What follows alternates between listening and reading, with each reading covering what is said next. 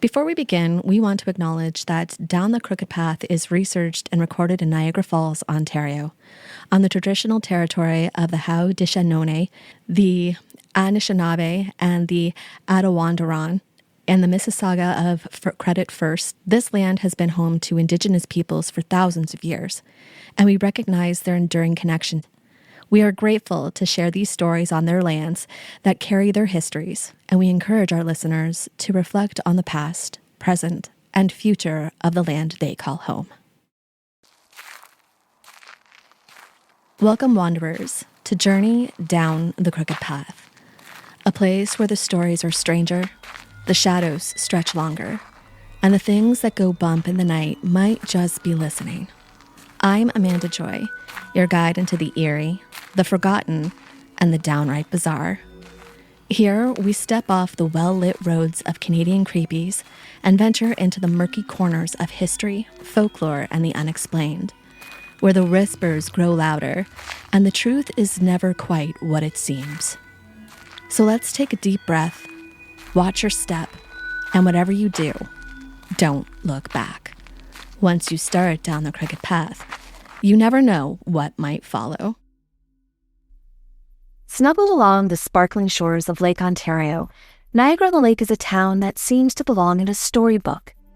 Its picturesque streets are lined with quaint shops, vibrant blooms, and stately 19th century buildings, invoking a sense of timeless charm. But beyond its postcard-perfect facade lies a place steeped in history and rich in tales that have shaped not just Ontario, but Canada as a whole. During the War of 1812, Niagara-on-the-Lake, then known as Newark, was a strategic hub playing a vital role in the defense of the British North America. The town bore witness to fierce battles, heroic deeds, and devastating loss, leaving an indelible mark on the land and its people. Later, it became a haven of hope, serving as an essential stop on the Underground Railroad, offering freedom to enslaved individuals seeking refuge in Canada.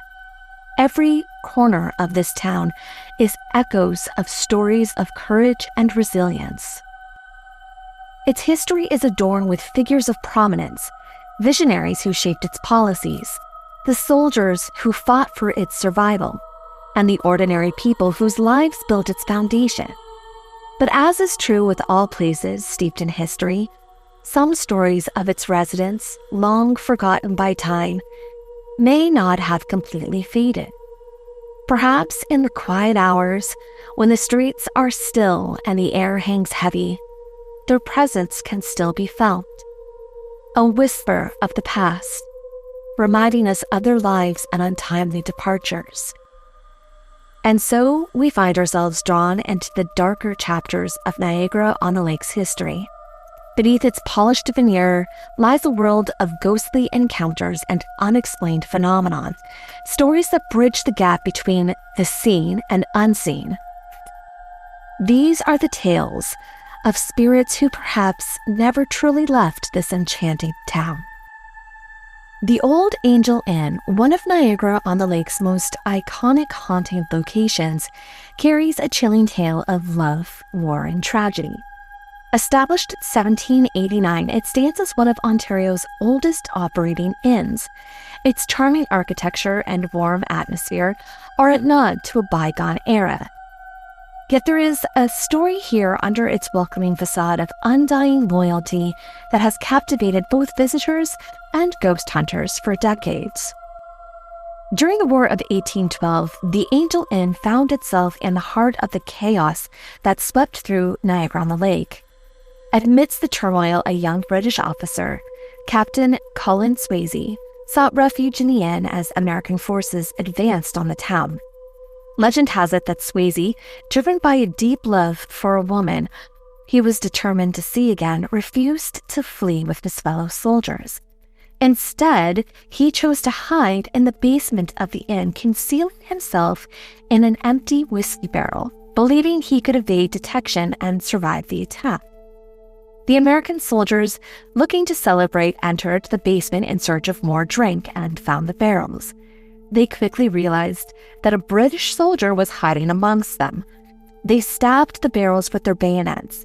Tragically, one of the thrusts found its mark, taking Swayze's life, without the soldiers ever even opening the barrel to confirm his presence. In the aftermath, his body was buried hastily, inside the barrel and all, and the legend has it that his final resting place was beneath what is now the women's washroom of the inn in the basement. To this day, Captain Swayze's spirit is said to linger in the Angel Inn. Guests and staff report hearing disembodied footsteps echoing through the building late at night, particularly near the basement. Cold drafts and the faint scent of whiskey sometimes wafted through the air, as if the barrels themselves held the memory of the tragedy. Some have even claimed to see a shadowy figure in a British officer's uniform, silently moving through the inn. One of the most intriguing aspects of Swayze's haunting is his apparent attachment to the British flag displayed in the inn. It is said that any attempt to remove or disturb the flag results in heightened paranormal activity, as though the captain is still watching over the place he once called home. His presence, while unsettling, is not considered malevolent. Instead, his lingering presence seems to echo themes of devotion and sacrifice. His love for both his country and his beloved anchoring him to the inn even in death. The Old Angel Inn continues to draw visitors from around the world, eager to experience its rich history and perhaps catch a glimpse of its most famous guest. Whether you visit for hospitality, the history, or the haunting, the inn offers an unforgettable encounter with the past. From the Angel Inn, we journey to Fort Mississauga, a lesser-known yet profoundly significant landmark of Niagara-on-the-Lake.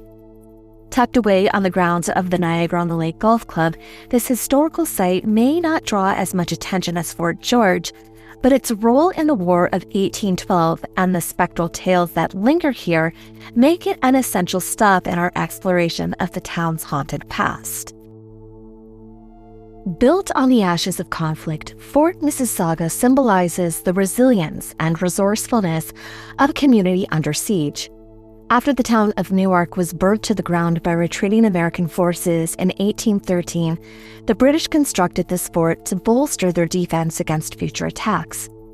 Interestingly, it was built using the salvaged remains of the first lighthouse of the Great Lakes and the rubble of destroyed buildings, embedding the fort with physical remnants and perhaps the restless spirits of the town's past. One of the most haunting tales tied to Fort Mississauga is that of a bloodied British soldier. According to legend, this young man, barely old enough to shave, panicked during a heated battle and sought refuge in a hole on the battlefield. His act of cowardice didn't go unnoticed by his commanding officer, who, seeking to enforce discipline and set an example, ordered the soldier to be whipped. The punishment was so severe that the young man succumbed to his injuries, his blood soaking into the earth around him. To this day, visitors have reported seeing the apparitions of a soldier stripped to the waist, his pants bloodied, gazing out over the golf course from atop the fort. Another chilling figure said to haunt the grounds is a headless man, the remnants of a brutal cannon fire exchange during the War of 1812.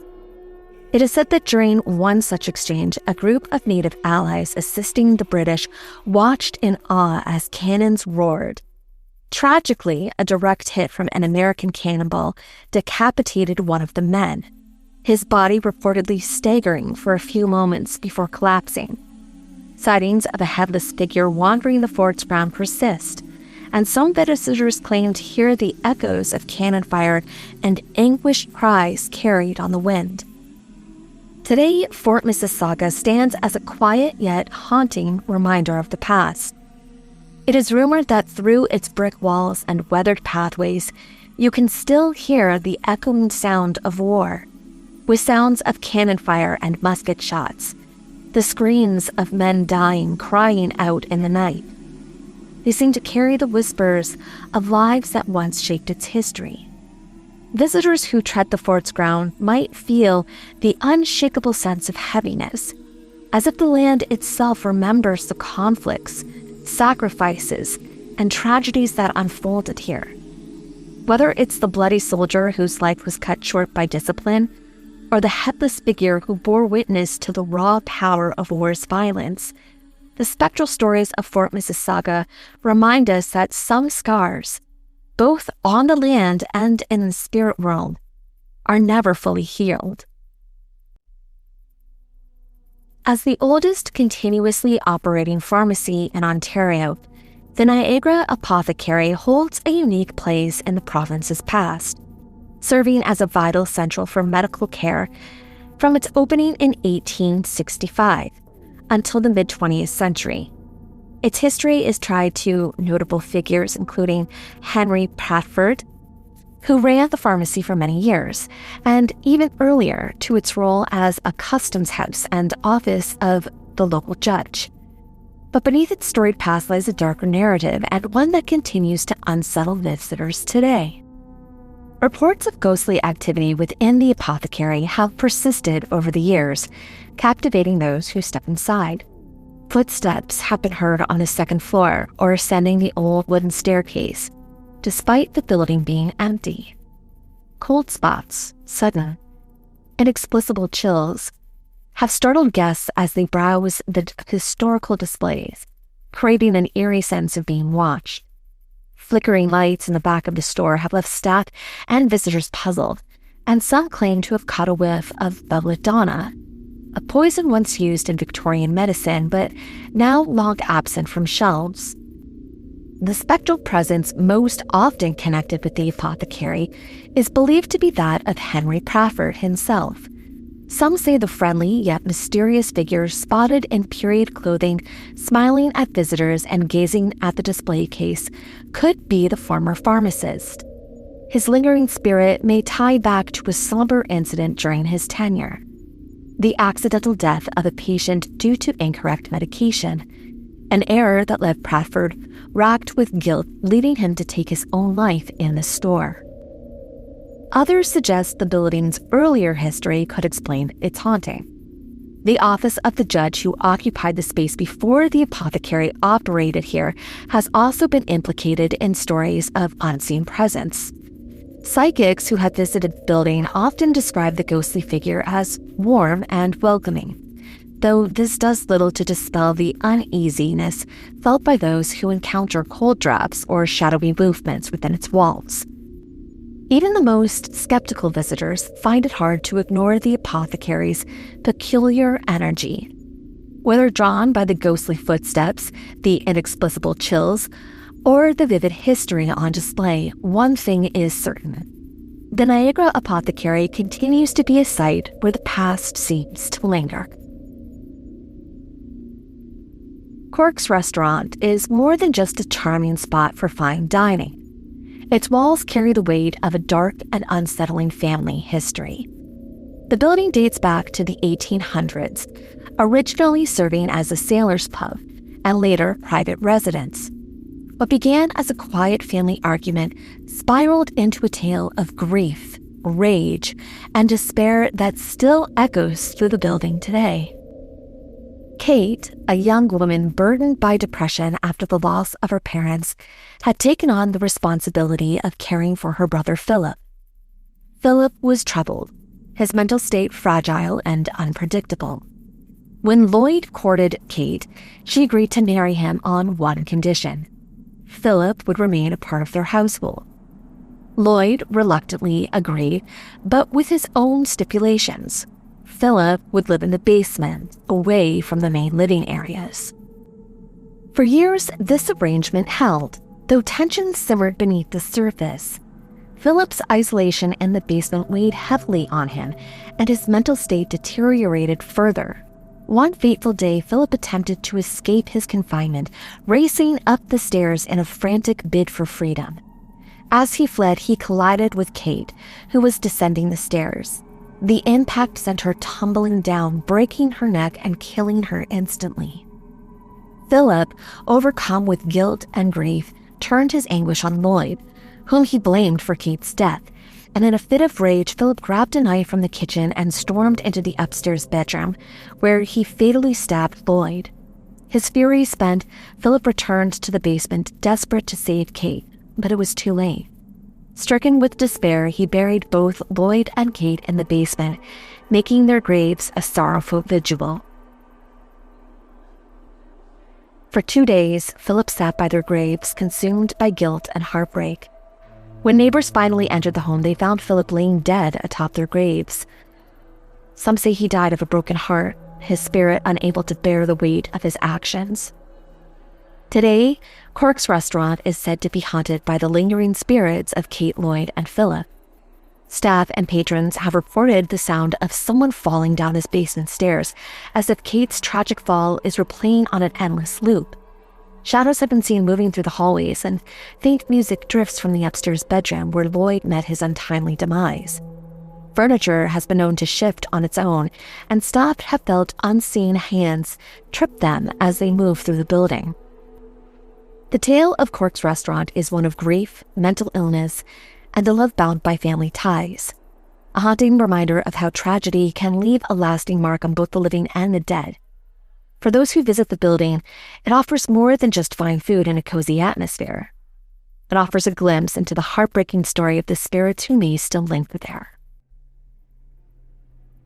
Brockmore Manor, a magnificent Georgian-style home, is steeped in romance, history, and the undeniable air of mystery. Built in 1809 by British Captain John Powell as a private residence for his family, the manor is a testament to the region's rich past and its role in shaping Canadian history. Its name, however, reveals a deeply personal and poignant connection to one of Canada's most revered military heroes, General Major Sir Isaac Brock, and the woman who loved him. Isaac Brock, often referred to as the Hero of Upper Canada, was a British Army officer renowned for his leadership and bravery during the War of 1812. He played a pivotal role in defending Upper Canada against American forces, most notably the Siege of Detroit and the Battle of Queenston Heights. Tragically, Brock was killed in action at Queenston Heights in 1812, but his legacy as a symbol of courage and loyalty endures. The romantic connection to Brockmore Manor lies in the story of Sophia Shaw, the sister-in-law of Captain Powell. Sophia is said to have been deeply in love with Isaac Brock, and local lore suggests that the two were even secretly engaged. Before heading into battle, Brock reportedly stopped at the manor to bid Sophia farewell. When news of his death reached her, Sophia was inconsolable. Heartbroken, she is said to have died young, her grief leaving an indelible mark on the manor. The name Brockmore itself is a poetic nod to their love, literally translating to Brock's love. Today, Brockmore Manor operates as a charming bed and breakfast, but its romantic and tragic history lingers in more ways than one. Guests and staff have reported unexplained phenomenon over the year, adding an air of mystery to the manor's elegance. The most famous of these spirits is sobbing Sophia, who is said to drift through the halls, her presence marked by soft weeping and a palpable sense of sorrow. Some guests have reported to see her figure near the window, gazing out as if waiting for her beloved Brock to return. Others report sudden cold spots in otherwise warm rooms, the faint smell of lavender, Sophia's favorite flower, and the sound of footsteps echoing through the empty hall. Despite its eerie activity, the energy within Brockmore Manor is described as gentle, carrying a sense of longing rather than fear. For visitors, the manor is more than just a charming stay. It provides a connection to the romantic historical threads that make Niagara-Lake so uniquely compelling. The Pillar and Post Hotel in Niagara-on-the-Lake combines luxury with history, but its reputation extends far beyond the elegant accommodations. It holds tales of ghostly encounters that range from playful to downright chilling.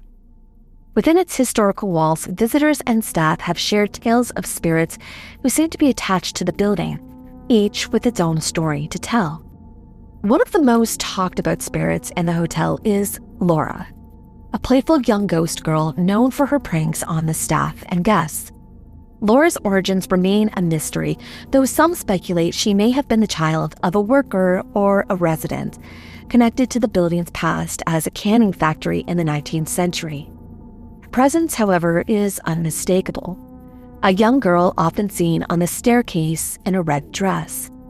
Staff have reported toys moving from one place to another, doors creaking open and shutting on their own, and items like pens and keys disappearing only to reappear in unusual locations. Though Laura never enters the Carriage and Cannery Hotel, she seems to delight in playful mischief, pulling on aprons, tugging at hair, and knocking over glasses.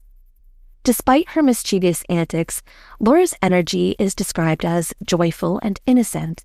Staff have come to view her antics as a sort of affection and describe her spirit as sweet and harmless, adding a touch of whimsy to the haunting atmosphere. In stark contrast is the malevolent entity reported in room 222. Guests and staff alike have described this ghost as ill-tempered, a force unwilling to vacate its domain. Stories tell of doors slamming shut, televisions and radios switching on and off, and items disappearing and reappearing in strange places. Some guests have awakened to an oppressive weight pressing down on their chests, leaving them shaken and eager to leave. It's as though this spirit actively presents the living, fiercely guarding its territory with an unsettling intensity. On a lighter note, Room 118 is home to a pair of spirits who bring a rather enchanting presence to the hotel.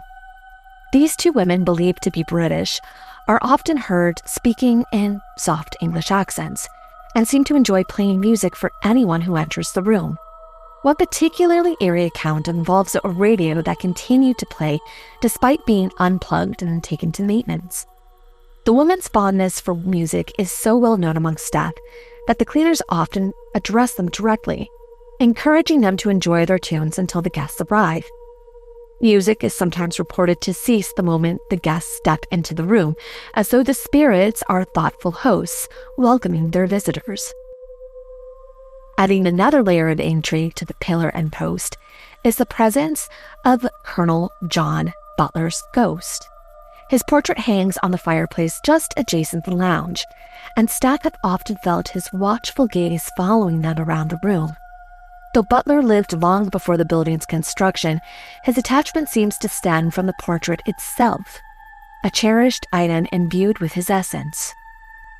Together, these spirits embody a full spectrum of hauntings within the hotel, from playful to ominous, gentle to unnerving. For those who visit the Pillar and Post, it offers an exceptional stay and a fascinating destination for those who are intrigued by the supernatural. Staying in the vein of hotels, the Prince of Wales Hotel is a jewel in Niagara-on-the-Lake. Its stately exterior and luxurious interior embodies the charm and elegance that the town is famous for. It is renowned for its elegance, history, and the mysterious guests who may have never truly left. Like the Pillar and Post and other notable locations, the Prince of Wales is no stranger to restless spirits, and among them is one who captured the imagination of locals and visitors alike. The most famous ghost tied to the Prince of Wales is Molly Maguire, whose story dates back to the War of 1812. During the American invasion, soldiers combed through the area, searching the homes for British troops. One soldier prowling through what is now the Prince of Wales Hotel glanced up and saw a figure standing tall at the window, seemingly watching the commotion outside. Assuming it was a British soldier, the American charged in without hesitation, plunging his bayonet into the figure. Only too late did he realize his mistake. It was not a soldier, but an innocent young woman named Molly Maguire. Her death was swift, senseless, and filled with heartbreak, leaving her spirit tied to the room where she died. Today, room 207 is said to be haunted by Molly's restless spirit. Guests who stay in this room report a variety of eerie phenomenon. Sudden cold drafts sweep through the space, even when all the windows are sealed. Some have described the unsettling sensation of being watched, while others have claimed to see Molly's ghostly figure reflected in the mirror, tall, silent, and sorrowful. The room seems to be alive with her presence, carrying both an air of elegance and deep sorrow. But Molly isn't the only specter said to roam the hotel. Guests and staff alike have shared accounts of phantom parties in the ballroom. Late at night, when the grand space is supposed to be empty, echoes of music, laughter, and the soft murmur of voices have been heard. On more than one occasion, these sounds are so vivid that staff rush to investigate, certain they'd find a gathering, only to be met with a complete silence and an empty room. Some believe that these gatherings may be spirits of the past, reliving the opulent celebrations of the hotel's heyday. Whether guests come for its historical charm, or in the hope of catching a glimpse of Molly or the phantom revelers, one thing is certain. This is a place where not all visitors check out. The Royal George Theatre is a cornerstone of the town's cultural history, but its legacy is much more than just artistic. Built in the 1950s, the theater was originally a movie house constructed to entertain soldiers stationed in the town during the First World War. It offered a brief reprieve from the grueling demands of military life, becoming a beloved gathering place. Decades later, in the 1980s, it was transformed into a stage-only venue when the Shaw Festival took over, breathing new life into its historical walls. Yet, it seems that not all visitors have moved on. Some, tied to their love for theater, linger longer than their curtain calls. Amongst these spectral figures is Jeffrey, a lighting technician who worked at the theater and has become one of the most well-known new ghosts of Niagara-on-the-Lake. Jeffrey's spirit is said to make appearances on stage before the house goes dark, often just before a production begins. His presence has been described as both fleeting and unmistakable. Actors and stagehands have spotted him standing on the center of the stage, his figure illuminated in the dim light. Some believe that Jeffrey's love for the craft kept him tethered to the Royal George, ensuring that every show runs smoothly, even in the afterlife. Another presence tied to the theater is Nancy Kerr, whose ghost is said to haunt the basement. Unlike Jeffrey's elegant appearance on stage, Nancy is known for a more mischievous energy, often disturbing crew members as they prepare for productions. Reports include strange noises, lights flickering, and an overwhelming feeling of being watched. Some staff have even claimed to feel an icy touch or hear faint whispers as they navigate the basement's dimly lit corridors. Though her origins remain unclear, Nancy's presence adds a layer of intrigue and uneasy to the theater's already haunted reputation. For those brave enough to venture into its historical walls, the Royal George Theatre delivers more than entertainment. It provides a brush with the supernatural, where every shadow and whisper might just be one of its devoted ghosts reliving their love for the stage. From its role in the War of 1812 to its connections with the Underground Railroad, Niagara-on-the-Lake's significance in shaping Canada's identity resonates through its architecture, traditions, and culture. But perhaps the town's greatest legacy is something less tangible and far more mysterious: its reputation as one of Canada's most haunted locations. The spirits said to wander its historic sites seem to carry echoes of the past, bridging the gap between history and the spiritual world. Their lingering presence reminds us not only of the events that have shaped the nation, but of the lives, loved ones, and losses between those moments. Could it be that these apparitions of soldiers, innkeepers, tragic lovers, and performers are here to remind us of their stories, urging us to remember not just the history of Niagara-on-the-Lake, but the humanity within it? Niagara-on-the-Lake is a town that inspires wonder in every sense, where the living and the spectral coexist, bound by the weight of its legacy. So the next time you walk its charming streets or step into one of its historical sites, pause for a moment. Look around. Feel the air. Could those who shaped our nation's past still be here?